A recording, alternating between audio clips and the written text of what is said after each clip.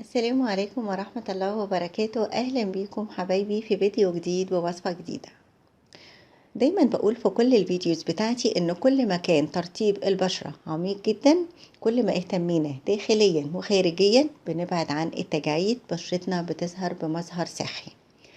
النهاردة أنا جايبة لكم الثمرة دي صدقوني لها تأثير ساحر وهايل جدا، من الحاجات اللي طعمها بيكون حلو جدا. أنا شخصيا مش بحبها، أنا بعشقها. لو تناولنا الثمرة دي خاصة في فصل الشتاء بتكون وقاية من جفاف البشرة. كمان ممكن ان انا استخدمها كدهان، نتائجها بتكون حلوة قوي.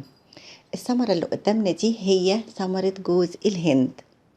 حبايبي لو بتشوفوا قناتي لأول مرة ياريت تشتركوا في القناة، اضغطوا على اشتراك او سبسكرايب تحت الفيديو. كمان فعلوا الجرس، اختاروا كلمة اول او الكل علشان يوصلكم اشعارات اول ما انزل الفيديو. وإذا عجبكم الفيديو ياريت نضغط لايك. تعالوا نشوف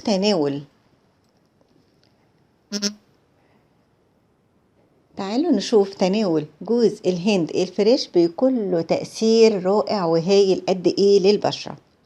اولا من الحاجات اللي بتحافظ على البشرة انها بتكون ناعمة وبتكون رطبة، بيحتوي على كمية كبيرة جدا من مضادات الأكسدة، علشان كده بيأخر علامات الشيخوخة والتقدم في السن. بيكون كمان علاج فعال لتساقط الشعر، بيديله لمعان حتى إذا استخدمناه كدهان وتناولناه عن طريق الفم. من أكتر الحاجات اللي بيقوي جهاز المناعة بصورة هايلة جدا، علشان كده في فصل الشتاء تحديدا كل ما مناعتنا كانت أكبر بيكون حماية من نزلات البرد. بيقضي على الجراثيم والميكروبات والفطريات. كمان من الحاجات اللي لو تناولناها بينقي الجسم من السموم بصورة حلوة قوي وبيضر البول. بيعالج أمراض جلدية كتير جدا زي التهاب الصدفية والإكزيما. بيدخل في مكون أساسي يعني في كتير من المواد التجميلية والغذائية والدوائية. كمان برضو من الحاجات اللي بيقي الجسم من إصابة بالإنفلونزا ونزلات البرد والزكام والرشح، التهاب الحلق والتهاب الشعب الهوائية. بيعالج بفعالية عالية جدا حموضة المعدة. بيعتبر مقوي جدا للأظافر. برضو هقول لكم ازاي في تطويل الرموش وتكثيفها. من الحاجات اللي بيقلل الشعور بالتعب وبيمنع العطش، وبيقلل برضو الشعور بالإجهاد والتوتر.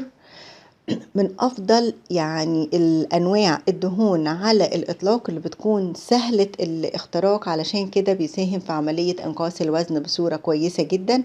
زي ما قلت بيمنح الجسم ترطيب عميق وبيحافظ عليه أو بيكون عامل وقائي ليه من الإصابة بالجفاف. بيحافظ من إنتاج هرمون الأنسولين، علشان كده بيحافظ على مستويات السكر في الدم. بينظم كمان الضغط، بيزيد الرغبة الجنسية، بيقلل الشعور بالعطش، بيجدد الخلايا التالفة وبيعقمها وبيسرع من التئام الجروح.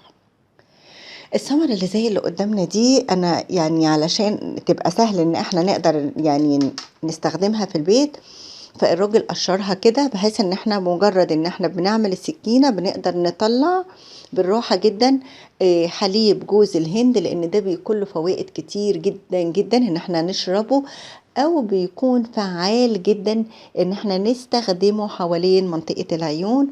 لو انت بيكون عندك هالات سوداء، بيكون في انتفاخ، تجاعيد، نتائجه صدقوني بتكون تحفة جدا.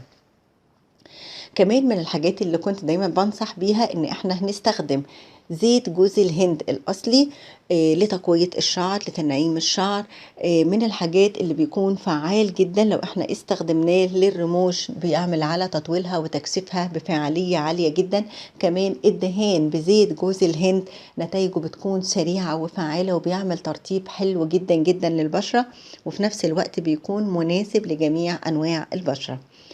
حبايب قلبي دي كانت وصفتي النهاردة. يا ريت لو عجبنا الفيديو نعمل لايك للفيديو. اشوفكم ان شاء الله في فيديوهات كتير ووصفات اكتر. شكرا لكم حبايب قلبي، في رعاية الله.